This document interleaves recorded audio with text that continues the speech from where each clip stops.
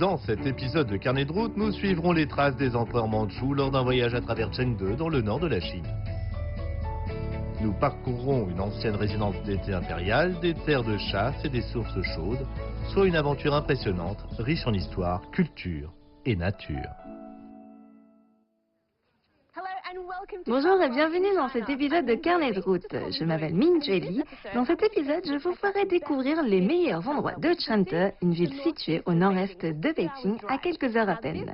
C'est là que notre aventure commence. C'est ce qu'on appelle la résidence de montagne de Chengde. C'est là que les empereurs de la dynastie Qing venaient passer plusieurs mois de l'année pour échapper à la chaleur estivale de Pékin. Aujourd'hui, c'est un site gigantesque qui contient des palais impériaux, des jardins et aussi des temples. Et j'ai une bonne vieille carte, alors allons-y. Chengde, dans la province du Hebei, se trouve à 230 km de la capitale chinoise. À Chengde, le seul endroit à ne pas manquer est l'ancienne résidence d'été des empereurs mandchous.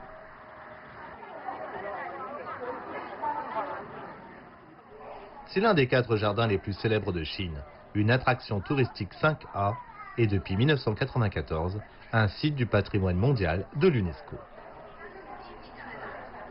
Son nom en chinois est Bishu Shanzhuang, qui se traduit littéralement par résidence de montagne pour fuir la chaleur. Elle a été construite sur presque 90 ans au cours de la dynastie Qing qui a duré de 1644 à 1911. Pour les empereurs, éviter la chaleur estivale de Beijing impliquait de passer beaucoup de temps ici chaque année. Le complexe a donc été conçu pour le plaisir et les affaires d'État. De hauts fonctionnaires, des nobles et des envoyés diplomatiques de pays étrangers ont été reçus dans la cour située à l'entrée.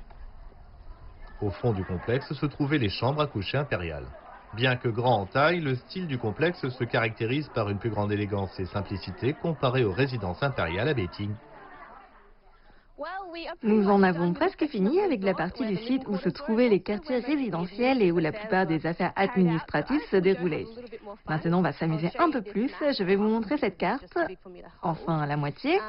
C'est là où se trouve l'entrée et nous venons de faire cette section. Et maintenant, nous pouvons aller voir la zone du lac. Il y a aussi des pâturages et des forêts. C'est vraiment gigantesque. 5,6 km². Alors je pense que nous ferions mieux de nous y mettre. Les dimensions sont assez remarquables. Ce complexe de montagne couvre près de la moitié de la zone urbaine de Chengde. Si vous connaissez bien les sites impériaux de Beijing, pour vous donner une idée de son ampleur, cette résidence de montagne est 1,5 fois la taille du palais d'été et 7 fois celle de la cité interdite. La construction a commencé au début du XVIIIe siècle sous le règne de l'empereur Kangxi. Ça a été conçu en partie comme une base à partir de laquelle la dynastie Qing pourrait renforcer l'administration en Mongolie et consolider ses défenses frontalières au nord.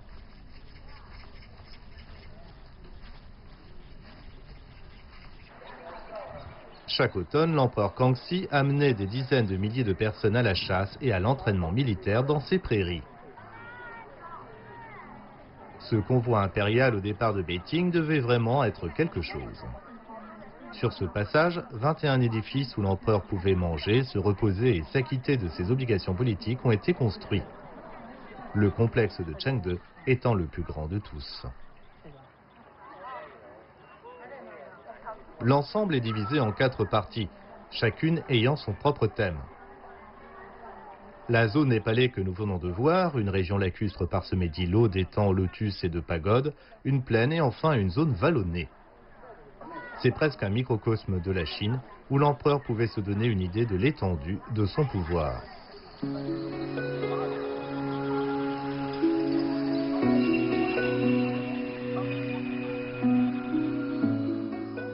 Dans cette retraite tranquille, il y a 72 sites pittoresques nommés personnellement par les empereurs Qing. Il serait impossible de les faire tous en un jour ou 2 à ce rythme.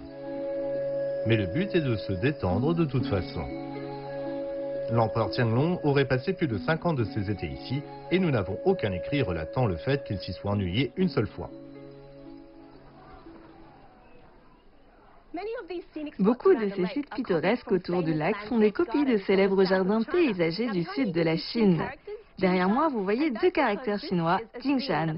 C'est parce que cette scène est une reproduction du temple Jingshan dans la province du Jiangsu, au sud du Yangtze, et que cette région est connue pour son architecture intégrant l'eau. Et ce que l'empereur veut, il obtient. Les éléments artificiels de la résidence de montagne de Chengde sont conçus conformément aux traditions paysagères classiques de la Chine, en tenant compte de la topographie naturelle des collines et des eaux. Cela explique probablement pourquoi tout semble si harmonieux. Dans la partie nord-ouest de ce complexe imposant se trouvent des pentes luxuriantes qui représentent d'ailleurs 80% de la superficie totale du complexe. Ici se trouve un mur de briques conçu pour empêcher les gens du peuple d'entrer et qui s'étend à perte de vue. Aujourd'hui, les touristes peuvent y grimper et avoir une vue assez magique. Les paresseux peuvent acheter des billets pour un minibus qui vous déposera à des endroits clés. Quelle vue! Et vous savez quoi? Si vous voulez échapper à la foule, tout ce que vous avez à faire est simplement d'utiliser vos jambes un peu plus, et je peux vous assurer que la plupart des touristes chinois ne suivront pas. Vous voyez, il n'y a personne. D'ici, je peux voir quelques-uns des 8 temples du complexe, et celui qui se trouve derrière moi est connu sous le nom de Mini Palais du Potala. Et c'est notre prochaine étape. Bien que le complexe fût interdit aux gens ordinaires, la plupart de ces temples ont été construits délibérément à l'extérieur de ces murs, ce qui les rend accessibles au public. Après tout, la religion est une chose qui ne devrait pas être réservée aux élites. Comme l'a déclaré l'UNESCO, en intégrant des éléments de l'art architectural et de la culture Han, mongole et tibétaine, les temples avoisinants cristallisent les résultats des échanges culturels et de l'intégration des différents groupes ethniques dans le développement de l'architecture chinoise.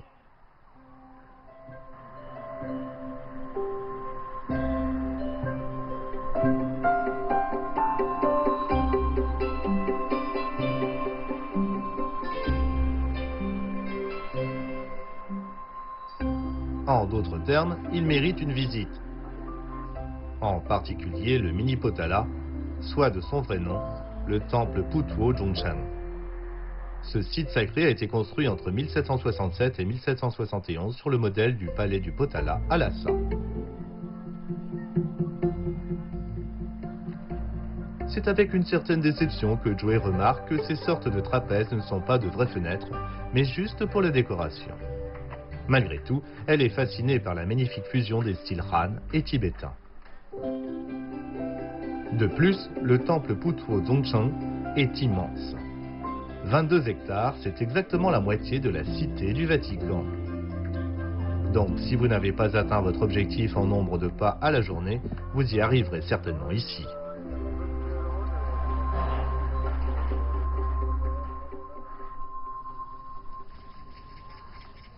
Le temple bouddhiste tibétain remplit de nombreuses fonctions.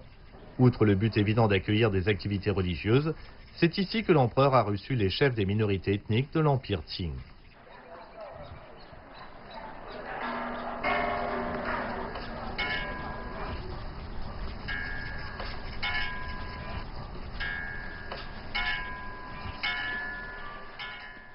Le temple Putuo Zhongshan comprend une soixantaine de bâtiments, dont des halls et des pavillons, de nombreuses décorations raffinées, et tout en haut, ce chef-d'œuvre étincelant.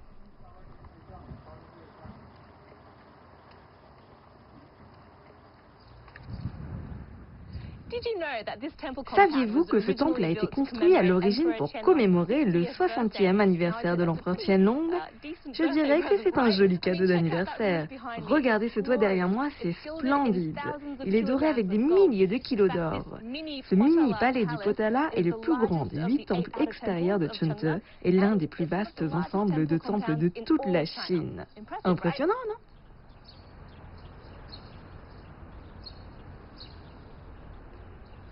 Il a également été construit pour commémorer le 80e anniversaire de la mère de l'empereur. Quoi qu'il en soit, il s'agit là d'une balade extraordinaire ici à Chengde. Joey suppose qu'elle pourrait passer toute la journée dans une résidence d'été impériale et que l'un des temples les plus majestueux du pays forçait l'admiration. Bien que nous ayons fait les principaux lieux touristiques, restez avec nous, car il y a beaucoup plus à Chengde que ce qu'il n'y paraît. En attendant, imprimez ces scènes époustouflantes dans votre mémoire. À suivre, Joey découvre tout le bonheur bucolique que l'on peut éprouver à Chengde. Des randonnées au bord de la rivière aux cueillettes de fraises, Joey finira par découvrir les joies des sources chaudes.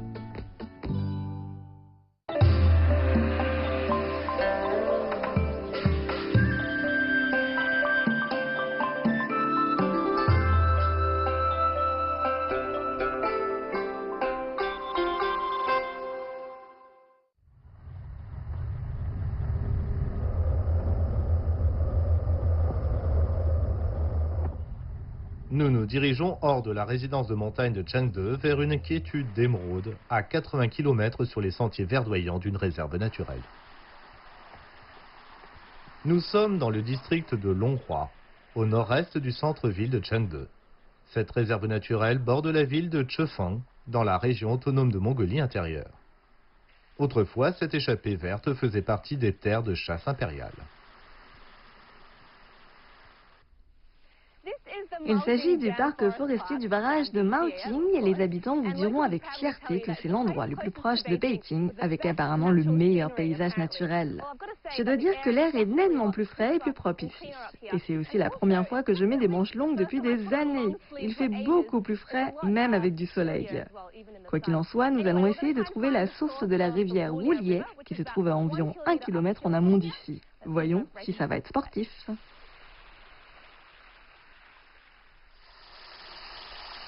La Wulie est la principale rivière qui traverse Chengde, d'ici jusqu'à la résidence d'été impériale.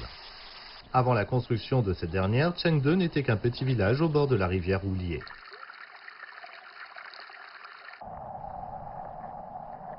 Malgré l'exercice, même si ce n'est pas très intense, Joey a l'impression de se transformer progressivement en glaçon. Ici, à une altitude entre 1300 et 1700 mètres, il fait un peu frais. Un mince pull jaune ne suffit certainement pas.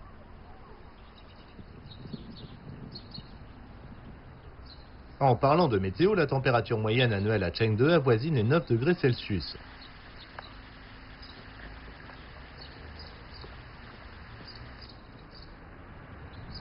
En plein été, la température oscille autour de 25 degrés, bien plus agréable que la chaleur accablante de Beijing.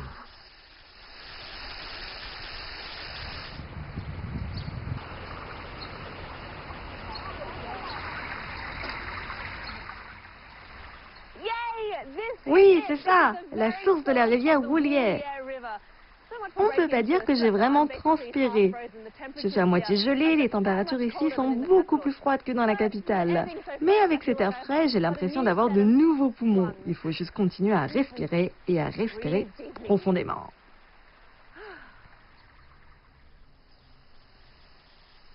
Eh bien, avec une couverture forestière de 83%, il s'agit d'une pause appréciable par rapport à Beijing. Après d'innombrables inspirations d'air vivifiant dans les montagnes, Joey se dirige vers un endroit où il fait un peu plus chaud, mais qui est aussi un peu plus artificiel.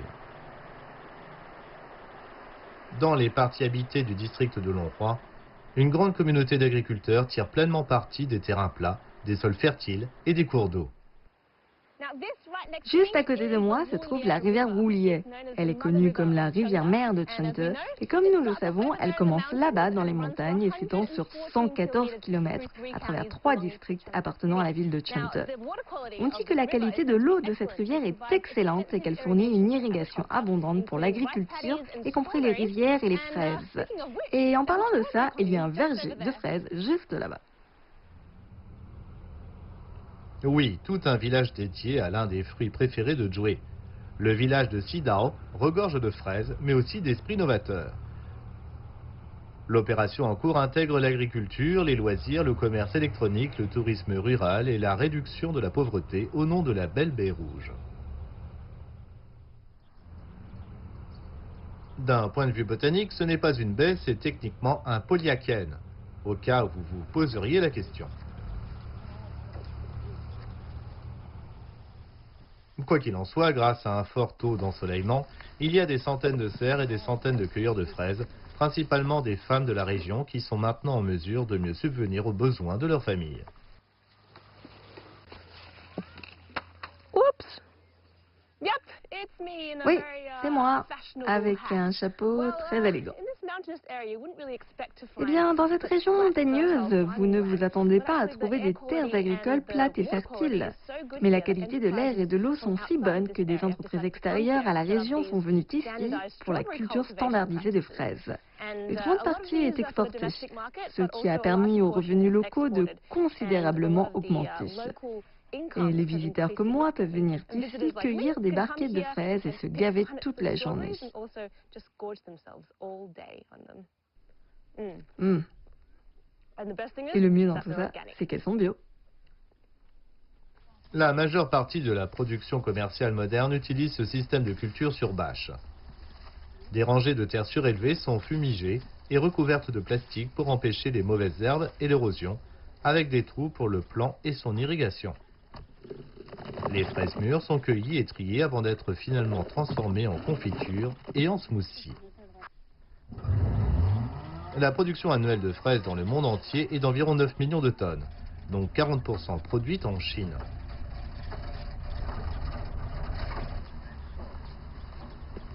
Le ventre plein de fruits sucrés et juteux, Joey continue son exploration du district de Longhua, puis retourne sur les rives de la rivière Houlier.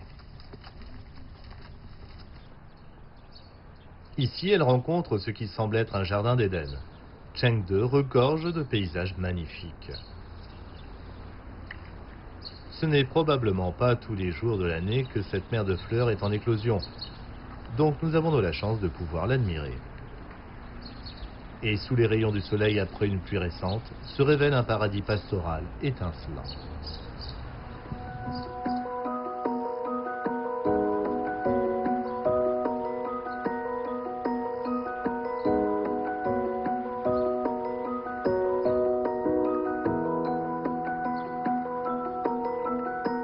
Mue par le plaisir qu'elle a eu à suivre la rivière Houlier, Joey décide de continuer ses errances riveraines, bien qu'elle ait bifurqué le long d'un ruisseau gargouillant au fond des bois. Un habitant de la région lui dit qu'il y a des sources chaudes naturelles dans les environs.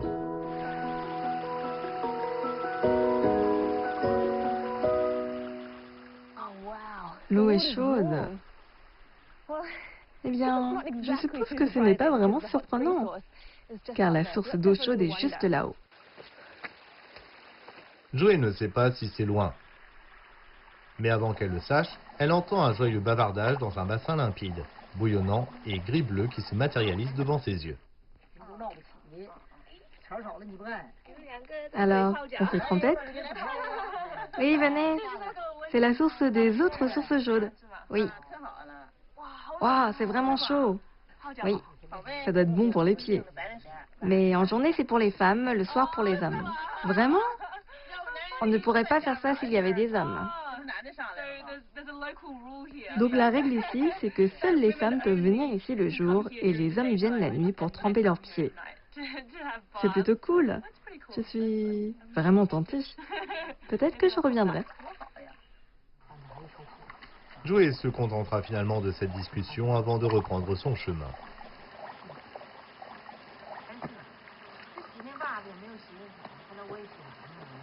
Dans les temps anciens, Chengde s'appelait Jere, ce qui se traduit littéralement par rivière chaude. C'est là qu'on comprend d'où vient ce nom. Vous arrivez à deviner ce que c'est? Laissez-moi ouvrir la porte pour vous montrer. Il y a beaucoup de vapeur, non? Eh bien, ce n'est pas un sauna, c'est le point de contrôle du système d'eau chaude du quartier. Et c'est assez étonnant, car 280 foyers dans cette région ont de l'eau chaude. Une eau chaude naturelle toute l'année, même en plein hiver, lorsque les températures chutent à moins de 25 degrés Celsius. Maintenant, jetons un coup d'œil à ça.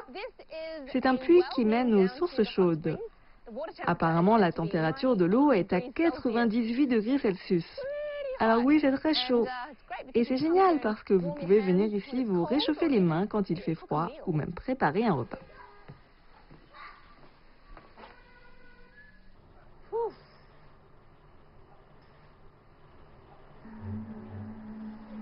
Eh bien, il s'avère qu'il n'y a pas que l'ancienne résidence d'été impériale, il existe aussi des sources thermales. Et c'est tout à fait logique de tirer parti des riches ressources géothermiques de Chengde. Je transpire tellement ici, mais c'est magnifique, surtout en étant entouré de forêts naturelles et du bruit des insectes. Si vous aimez la nature, cet endroit est formidable, car l'eau est 100% naturelle. L'eau des sources chaudes est à 98 degrés, puis elle redescend jusqu'à environ 70 degrés avant d'être pompée ici. Quand elle est là, il fait environ 40 degrés, ce qui est parfait pour se détendre et vous faire oublier vos soucis. Et Dieu sait que j'en ai.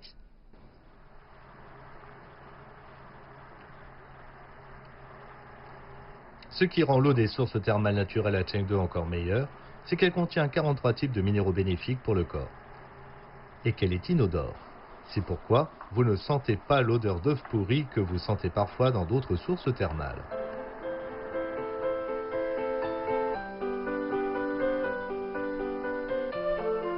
Sources chaudes, temps frais, air de montagne, forêt dense. Chengde est l'escapade idéale pour purifier ses poumons.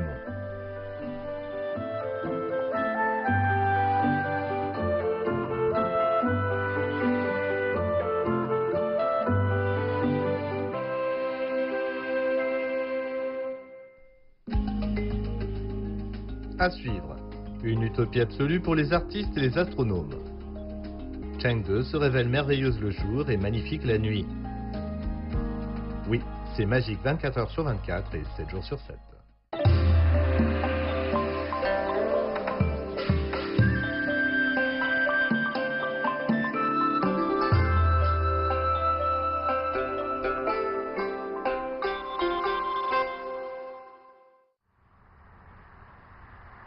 Nous avons dit au revoir au district Longhua de Chengde et maintenant nous disons bonjour à Xinglong. Situé au sud-ouest du centre-ville de Chengde, Xinglong est voisin du district Miyun de Beijing.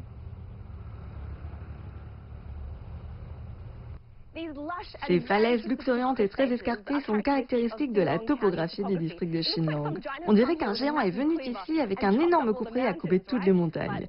Mais elles se sont formées en réalité avec le mouvement de la croûte terrestre. Je pense qu'elles ressemblent beaucoup à une peinture à l'ocre de Chine. Vous ne trouvez pas? C'était autrefois une zone interdite en raison des règles du feng shui appliquées au tombeau est des Qing à proximité, un ensemble de mausolées impériaux.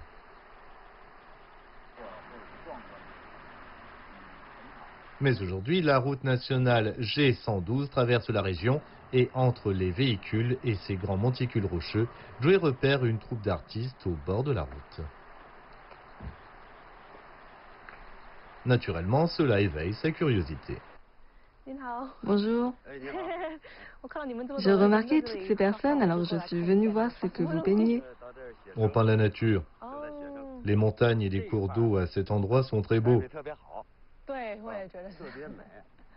Avant, de nombreux artistes célèbres comme Zhang Ding et Tia Youfu venaient souvent ici pour peindre.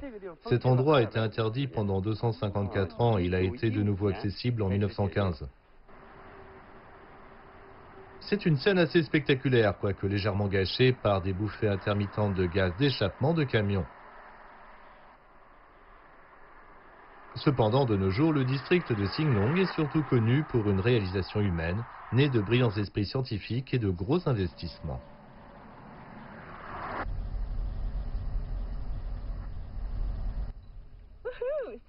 Vous voyez cette monstruosité blanche se profiler devant nous? C'est ce qu'on appelle l'AMOST. C'est l'un des plus grands télescopes au monde et le premier télescope grand champ capable d'observer 4000 objets célestes à la fois. Trop cool! LAMOST est l'acronyme de Télescope spectroscopique multi-objet à fibre optique grand champ. Il est également connu sous le nom de télescope Guoshou-Tin, soit le nom d'un astronome chinois né au XIIIe siècle au Rebais. Mais retenons juste LAMOST. L'activité de cet observatoire a débuté en 1968. L'emplacement a été choisi pour sa relative pureté atmosphérique et ses quelques 250 000 flares chaque année. LAMOST a été construit dans les années 2000 dans le but d'analyser la structure de notre galaxie, mais aussi de l'univers tout entier. Ah mince, c'est un peu décevant. Je suppose qu'on est au plus près possible de l'AMOST. Mais c'est bien, on peut toujours observer ce qui se passe dans le coin et le ciel est assez dégagé aujourd'hui. Alors on pourra tout simplement utiliser nos yeux ce soir. Au pied des monts où se trouve l'observatoire, Joey tombe sur un site en construction, le parc thématique dédié à l'astronomie. Une fois terminé, cet endroit comptera un observatoire, un planétarium, des hôtels, des restaurants et des campings. Ce bourg servira de site éducatif et sera une destination vacances pour les férus amateurs d'astronomie. Le site est déjà fonctionnel et a tout de suite séduit l'imagination de Joey. Enfant, Joey aimait bien parcourir les encyclopédies scientifiques. Pas vous? Dans cette partie nord de la Chine, le temps est assez prévisible. Et grâce à de vastes étendues boisées, la qualité de l'air est bonne, ce qui est idéal pour observer les étoiles.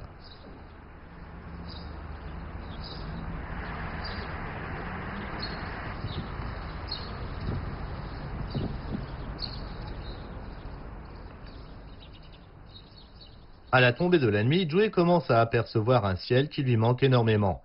Il est impossible d'être témoin de ce genre de choses à Beijing. Et elle n'est certainement pas la seule campeuse heureuse ici. Son nouvel ami, Fan Ling, originaire du Guangdong, visite fréquemment cette ville. Buvons du thé chaud. Vous étiez ici en hiver? Oui. Il ne fait pas trop froid. Il fait très froid. Ça descend jusqu'à moins 20 degrés. Mais c'est bien de venir ici pour observer les étoiles. En hiver, elles sont particulièrement belles. Plus belles qu'en été? Oui, c'est mieux en hiver. C'est après être venu ici que j'ai découvert qu'il y avait plus de 12 constellations. Combien il y en a? Plus de 80, je pense. Je ne savais pas. Apparemment, Joey n'a pas retenu grand-chose de son enfance. En effet, il y a 12 constellations qui portent les noms du zodiaque, comme celle du taureau. Mais il y a 88 constellations modernes en tout. En tout cas, elle se redécouvre une passion ici. Comme ma tente de verre est belle et confortable. Ou yourte, ou igloo, comme vous voulez. Il y a des fleurs sur mon lit, les bougies sont allumées. C'est très romantique. Dommage que je sois seule ce soir. C'était loin d'être une journée interminable, mais je meurs d'envie de plonger sous ces couvertures et de m'endormir en regardant les étoiles.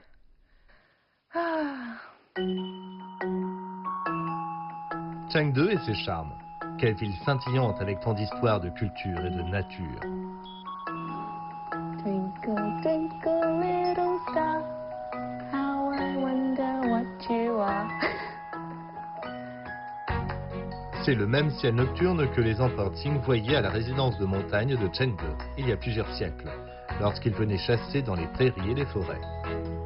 Sur ce, il est temps de vous dire au revoir et bonne nuit. Merci d'avoir suivi Carnet de route. À la prochaine.